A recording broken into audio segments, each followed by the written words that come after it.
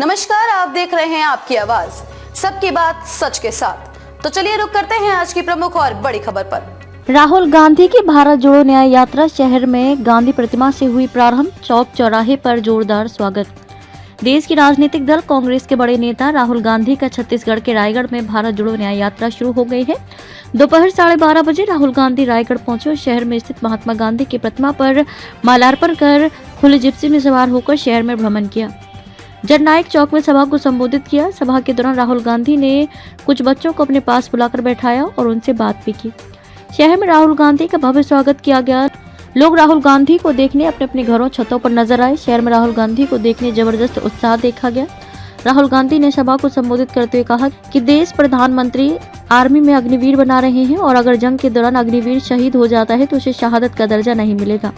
पहले सेना में भर्ती होने के बाद जीवन पर आर्मी उसका और उसके परिवार की रक्षा करता था और अब सिर्फ 4 साल के लिए है।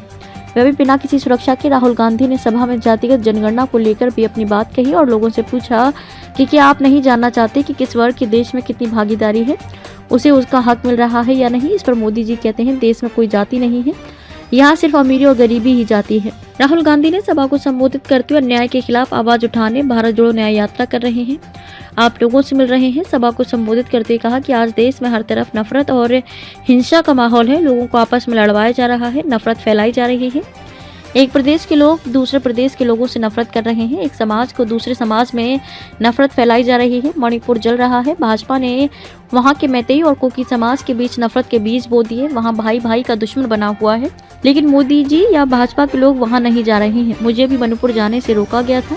उन्होंने कहा कि भारत जोड़ो यात्रा के दौरान यही समझ आया कि देश में लोगों के साथ अन्याय हो रहा है, इसलिए दूसरी भारत जोड़ो यात्रा में मैंने न्याय शब्द जोड़ा। उन्होंने कहा कि पहली बार जब यात्रा की तो ये निकल कर सामने आया कि हिंदुस्तान के लोगों के साथ आर्थिक और सामाजिक अन्याय हो रहा है। यही अन्याय लोगों के बीच नफरत और हिंसा के बीज बो रही है। उन्होंने कहा कि जब भी मैंने देश के पिछड़ा वर्ग, आदिवासी, दलित, गरीब की बात करता हूँ तो मोदी जी चुप हो जाते हैं। पहले आर्मी को भेजी जाने वाली बंदूक, राइफल, रक्षा उत्पाद डिफेंस की फैक्ट्री से जाती थी। आज आर्मी की सभी रक्षा उत्पाद देने का ठेका अडानी की फैक्ट्री को दे दिया गया है।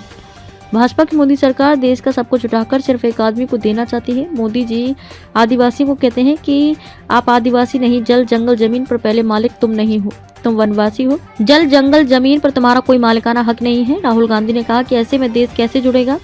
मैं आपके बीच यही कहने आया हूँ कि मैं नफरत के बाजार में मोहब्बत की दुकान खोल रहा हूँ।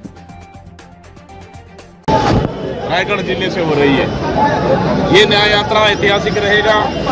हमारे तमाम कार्यकर्ता, तमाम नेतागण मिलकर इसका जबरदस्त तैयारियां कर ली हैं ताकि इस न्याय यात्रा के माध्यम से केंद्र सरकार की नाकामियों को लेकर हम जनता तक जाएंगे और हमारे नेता लगातार ये उनको नाकामियों को जनता तक पहुंचा रहे हैं ताकि आने वाले लोकसभा चुनाव में भारतीय जनता पार्टी को केंद्र से, देश से उखाड़ कर फेंके। ये भारत जोड़ो न्याय यात्रा का मकसद है। जी, देशमुख बताया जी, मुख्यमंत्री का कहना है कि जो न्याय यात्रा निकाल रहे हैं राहुल गांधी जी, वो अपने ही पार्टी के अंदर न्याय करें। भारतीय जनता पार्टी पूरी तरह से डरी हुई है, इसीलिए इस तरह का बयानबाजी कर रहे हैं। आज देश में महंगाई चरम पर है, बेरोजगारी चरम पर है, देश की अर्थव्यवस्था चरमरा गई है, देश सुरक्षित नहीं है, युवा भटक रहे हैं दर दर। इन सब को लेकर हमारे नेता और माननीय राहुल गांधी जी न्याय यात्रा निकले ताकि ये न्याय देश के सभी वर्ग और सभी लोगों को मिले। इसका मेन मकसद है जो देश के हर कोने कोने तक हमारे नेता राहुल गांधी जी इसका संदेश पहुंचा रहे हैं। आज कहां तक पहुंचेंगे न्याय? आज न्याय यात्रा रायगढ़ से शुरुआत होकर शक्ति जिले और कोरबा जिले के सीमा भैंसमा तक पहुंचेगी, जहां ऐतिहासिक हर जगहों पर हर जगह स्वागत की तैयारियां हमारे सभी कार्यकर्ताओं ने किए हैं। फिर कल फिर भैंसमा से सूरजपुर जिले, फिर 13 तारीख को अंबिकापुर, 14 तारीख को फिर अपने सीमा से हम विदा हमारे इस न्याय यात्रा का छत्तीसगढ़ से करेंगे। Thank you.